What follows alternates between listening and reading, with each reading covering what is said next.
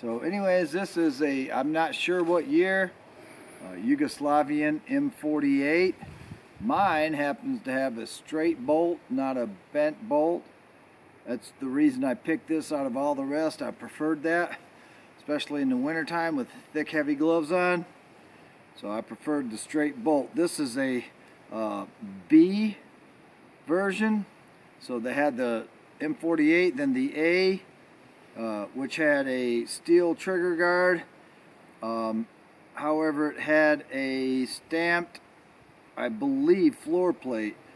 This is the B. That means that Yugoslavs, to save a little bit of time and less machining, they did a stamped trigger guard and a stamped floor plate, which I'm good with that. And there's all kinds of different opinions on the wood on this stock. Some people think it's teak, some people think it's beech. Anyways, there's different theories about that. All these are stamped with a crown, which is, I love that, man. The stamp right there. This particular one is an M48 A, but it's actually a B. And again, that's simply because it's got the stamped trigger guard. So it'll say A on the receiver right here, but it does have a nice rear sight that's adjustable all the way out to however many 2,000 yards or meters. But anyways, I set this all the way down.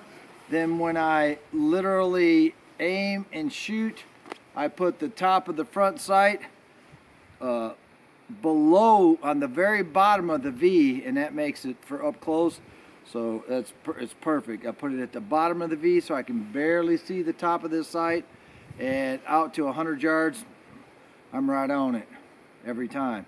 When you get a little farther, you could actually put the sight level with the rear sight right here, let's say 150 yards, and then put your object that you're shooting on top of the front sight. Basically, it's got this sight shroud, which I really like, and I've used it extensively in the sunshine here.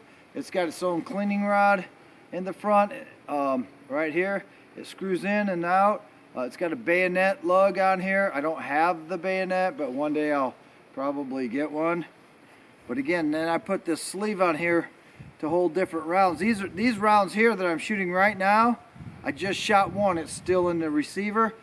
These are made from 1945. I don't know what country they're from, if they're from Turkey or Egypt, I'm not sure, but they're from 55. It's stamped right on here, 1955.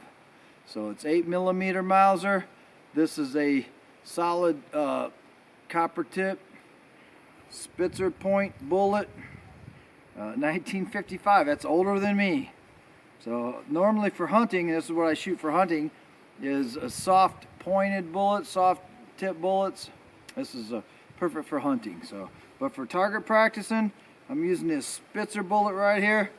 Again, I've already just shot this thing. So the nice thing about this gun is, I'm sure everybody's already done research, but one good thing about it is, let's just pretend it's loaded. I can use this, which I'll show you right here.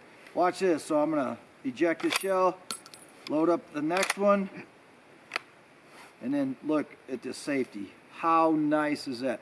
Totally different than the Mauser that I used to have, which I love the Mauser, don't get me wrong, but one thing that always bothered me was the safety. And it always bothered me was the safety. So this one here, I like it a lot. This actually covers the sight. I can't miss the fact that it's unsafe if it's straight up. I can turn it to the right, and you can't lift up the handle at all. All right, but anyway, so we're going to shoot this thing, and then I'll show you also how to take the bolt out here in a minute. So we're going to shoot this antifreeze jug right here. This thing is LO. I don't know if you can see me or not, but you should be able to see me and barely a little bit of the jug. So hopefully you can see me good. And that jug, good. So here we go. This is me on the M48. And nice gun.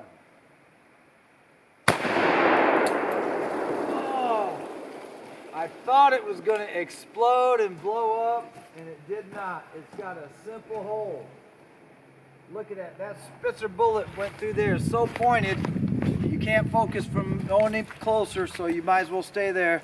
The Spitzer bullet is so pointed that it simply went in the front, went right out the back. Of course, it put a big crack in the jug here, but we didn't get to see it. But that's a tiny, tiny hole in the back, a tiny 8mm hole in the front.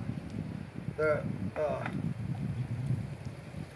percussion of it blew the barrel up, but no, I thought it was going to explode. That would have been a soft tip bullet. It probably would have. But anyways, that's how that goes. So I'm going to show you a little something here. I'm sure you've already seen it, but when I pull the shell out, if you want to pull your bolt out, it's just so nice and easy. You pull this little lever out to the side here. Out goes your bolt for your bolt action. Now put it back in, let go of the lever, push the bullet down. Nothing's going inside, it's empty. Now I can pull the trigger and then let the bolt down. Now it's completely empty. Isn't that nice? Nice gun, man. It's rugged. I'll just say this is a rugged gun. This thing will, if you drop this from a freaking airplane, probably you'd probably pick it right up and shoot it. I don't know, but this thing is a hoss, and it's built like a tank, and that's one of the reasons I really like it. Now I know for a fact that they make that, for absolute fact that they do make a scope mount that you take off your rear sight. It bolts in here. You can put a scope mount on this thing and make it a completely modern rifle. I will probably never do that. I love the simplicity of it and the ruggedness of it, but you never know, man. I might change my mind and get me a scope mount and a scope. So anyways, I thought there'd be a whole lot more dramatic than it was, but them Spitzer bullets, again, look how pointed they are, man. It just made an 8mm hole in the front and the back. Again, the percussion blew it apart, but we didn't see nothing. That was as undramatic as it could possibly get. But anyways, this is a great gun. It's pretty loud too. But this is a one-shot gun right here. One shot, one kill. Probably on anything in North America with the right bullet. Soft point bullet. Anyways, till next time, M48, if you can find one. If you can find one. I paid $350 for this one. It's been a couple years ago, but right now, who knows what these things are going for. So, but I'd rather have this than most military guns. This would be my one pick. So I've had all of them. I've had the Enfield, which I also love, really as much as this. Actually, a little. It's got even. It's the craftsmanship on the Lee Enfield is at a much higher standard than this one.